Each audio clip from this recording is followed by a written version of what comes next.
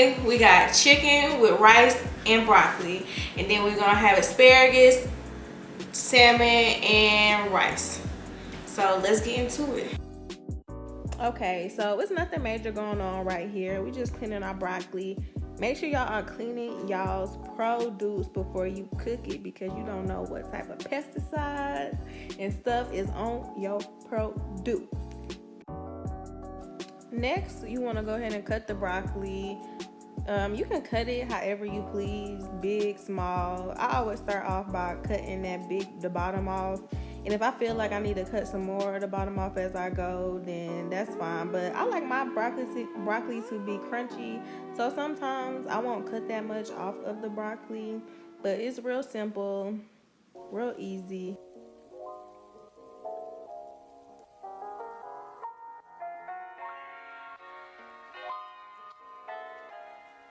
Okay, so I like to put a little oil on my broccoli. I usually use a little bit of lemon, but I forgot to grab some lemon. And I put my some pepper, and then we're gonna grab the salt after that. Put a little bit of salt. Make sure you're not putting too much seasoning. I'm not gonna give y'all measurements because y'all seen that TikTok where there was like my grandmother didn't have measurements. That one, yeah, we just go off of what we think is good. Now you see me with my onion powder and my garlic powder. Season that bad boy up. And we're just gonna mix it up. Mix it up a little bit. Make sure you coat in all the broccoli. You wanna coat every single last broccoli sprout. Pretty sure that's not a thing. And then I take some water and I put a little bit at the bottom just so the broccoli doesn't get burnt up. Keeps it a little moisturized, you know? And then we're gonna just set the air fryer to 400 for about 4 or 5 minutes. It depends on your preference, but sometimes like 6 minutes I have the broccoli a little burnt. So yeah, I like to put it on 4 minutes. And then next, so we're just washing it off. Once you see me wash one piece of produce off, you done see me wash all the produce off. And we're just gonna cut off the ends of our asparagus. I like to cut it to a pretty good length because honestly, if you don't cut enough of it off, it's giving wood. It's giving oak tree. I don't like that consistency, so I cut a lot of that extra part off. And these are big asparagus. I did not mean to get the super thick ones, so we definitely had to cut those ends off. And then I just place them on a tray. And I just season them.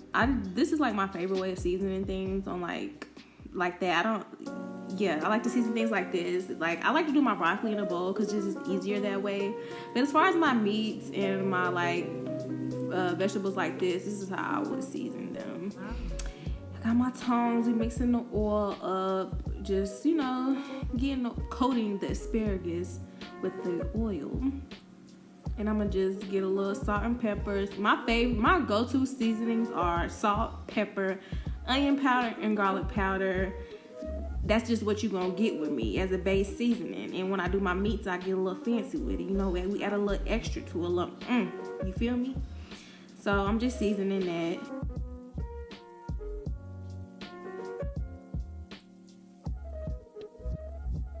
Now I'm just placing them in a tray. I'm letting my oven warm up. I started off on 350, and I honestly just take them out towards the end of my meal prep. I just try to test it out. I do like mine a little crunchy, not that much. But now we're gonna take the broccoli out, and we're just gonna put them in our meal prep containers. But can we just get into the broccoli though?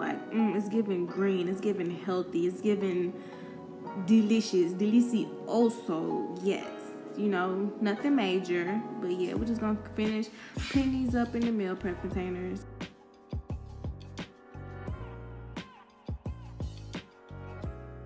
And now I'm just putting my asparagus in the oven, and then we're gonna move on to fixing up my rice. So now we're just making our rice. I usually just put a cup of rice in the rice cooker. You want to make sure that you're putting enough water for it to just cover the top, because you don't want to put too much water in it. That's how your rice gets soggy. Honestly, cooking rice in a rice cooker is an art form. A rice cooker, a pot, anything, even the 15-minute quick rices is an art form. Seriously. I'm not gonna spend too much time on my chicken because, like I said, pretty much the same seasonings I got the same base seasonings. So we're just gonna do each side. Like I said, I don't like to mix my stuff up. I like to make sure everything is evenly coated. So I just do side by side. This right here though, this blue ribbon chicken, game changer. Try it on the grill too, but I love that seasoning. Like I said, nothing fancy. And the Slap Your Mama, God almighty, yes. I love it. I sometimes season my chicken with brown sugar too. But sometimes it gives a I don't know. I do like that. You know, real simple, you guys. We're gonna put this in the air fryer. Make sure you're evenly distributing it. If sometimes it doesn't fit, then I'll just, you know, have like 2 rounds of frying my chicken. But I air fry my chicken at 400 for 13 or 14 minutes, depending on how crispy I want it. You know, the air fryer has a preset for like chicken, but the time sometimes it be giving raw dog. So I like to cook it for a little bit longer than what it suggests. So look at that. Now we're gonna put that in the air fryer. Get the timing all set up. So here I'm just cutting my salmon. I like to like put the knife in the place where I know I want to cut it. And I put it on the cutting board and I just cut it down the middle because I like to cook it already separated, because if you cook it and then cut it, it's gonna flake and it's just gonna be hard to keep it even. So we just do that. We season it the same. I don't use the blue ribbon because that's chicken. And then I've accidentally did it and it's disgusting. But I do put the Slap Your Mama on it. Because God dang it. Then we gonna spray the little cast iron skillet and we gonna heat that bad boy up. And then you see my asparagus, how they came out. Yes, delicious. Ooh, just so green. Something about some green vegetables just looking super duper healthy. I love to see it. But yes, okay, so back to my salmon. We're just gonna heat that bad boy up to it's like sizzling. But look at that chicken.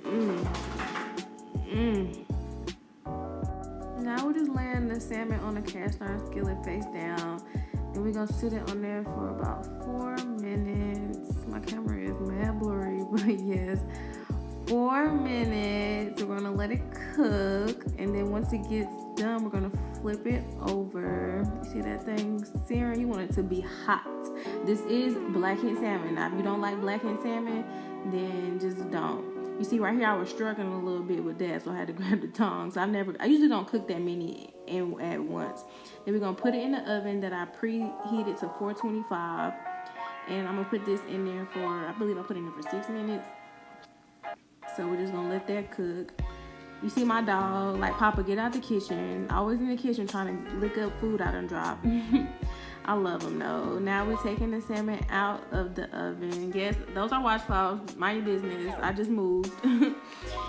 So we just gonna, yeah, you see it, blackened salmon. It may look burnt outside, but the inside tastes delicious also. So we're just putting them in the containers, and this pretty much sums up the meal. Like, super simple, super easy, healthy. Can't beat it. Either you're buffing or you're just